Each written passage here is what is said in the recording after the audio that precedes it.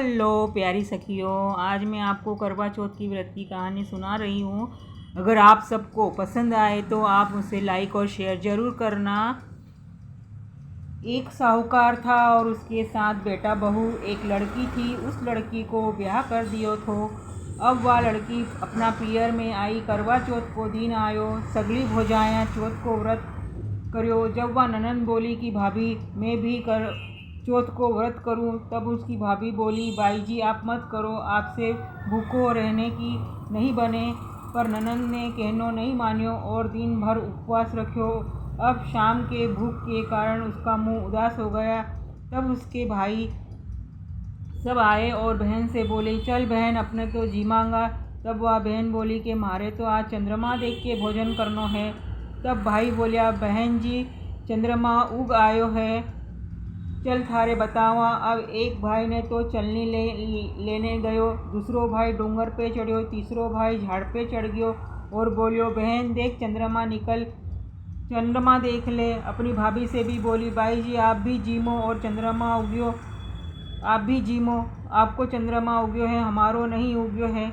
अब वह ननंद ने चंद्रमा देखो, अर्घ दियो, करवो पियो और ज़मीन पर बैठ गई। अब पहले करवो लियो तो सिर को बाल आयो, दूसरो करवो लियो तो वो एकदम खड़ी हो गई और तीसरो करवो लियो तो कौवो लियो तो यहाँ पे कौवो मने रोटी के टुकड़े है ना। तो उसके आदमी के मरने की खबर आई। तब उसकी माँ ने उससे कहा कि जो भी पेटी में कपड़े पहले हाथ में आवे वही पहन लेना। तब उसने पेटी में हाथ डाला तो उसे सफ़ेद घाघरा ओढ़ना उसके हाथ में आया, वही पहनकर चली गई। अब माँ ने कहा कि जो भी तुझे रास्ते में मिले उसको पाँव लगती जाना। पाँव लगती लगती वह ससुराल पहुँची तो घर में सबके पाँव पड़ती जावे पर कोई उसको आशीष नहीं देवे। अब वह 6 महीना की जेठू थी, पालने में सोई थी। उसी ने उसे आशीष दिया कि दूधो नाओ पुतो फलो और अखंड सौभाग्यवती भो।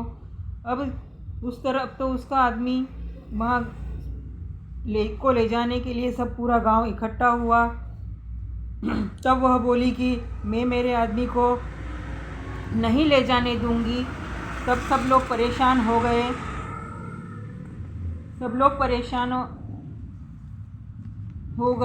हो गए। गांव के बाहर झोपड़ी बनाकर उसमें मुर्दे को रख दिया और वही अपने वहीं पर रहने लगी और अपने आदमी की सेवा करती। ऐसा करता करता वापस करवा चौथ को दिन आयो। उस दिन इंद्र की अप्सरा नीचे उतरी और चौथ माता मांड कर पूजा करने लगी। तो वह बोली कि कोई पूजा मत करो क्योंकि मैंने तो चौथ माता का व्रत किया था तो हमारा तो आदमी मर गयो थो। अब जब वे अप्सरा बोली कि तुमने तो व्रत को भंग कियो थो जिससे थारा आदमी मर गयो, तू आज भी चौथ कर और 12 चौथ माता आवे उसका पाँव पड़ जाजे। अब उसने चौथ को व्रत करो और रात के 12 बजे जब चौथ माता को रस्तो देखियो तब चौथ माता विकराल रूप धारण करके आई। नाक पड़े, लाल पड़े, लांबा लांबा बाल, बड़ा बड़ा दांत। अब वह चौथ माता का पाँव पकड़ लिया। तब जब चौथ माता बोली कि हे दुष्टनी पापिनी हमारा पाँव छोड़ दे। जब वह बोली कि मैं तो आज आपका पाँव नहीं छोड़ूंगा, हमारे आदमी के तो जीवित करना ही पड़ेगा आपके। तब चौथ माता बोली मारो करवा चौथ की छोटी बहन हूँ, महारा से बड़ी आवे तब उसका पाँव पकड़ जे। ऐसे 11 महीना की चौथ आई और जब चौथ माता यूँ कह कर गई तो करवो ले तो वह कह के गई तो वह 7 भाई की बहन करवा ले, बिलनबाई करवा ले, चालनी में चांद देखनी करवा ले, घनी भुकाली करवा ले, डूंगर में दूर लगानी करवो ले, बरत भांगनी करवो ले। ऐसे बोलकर महाराज से बड़ी बहन आवे वह थारे सुहाग देगी, ऐसा बोलकर वह चली जाती है। अब ऐसा करते करते फिर से करवा चौथ का दिन आया। उसने सिर धोया, उपवास रखा, पूजा करी, करवा पिया और बैठी।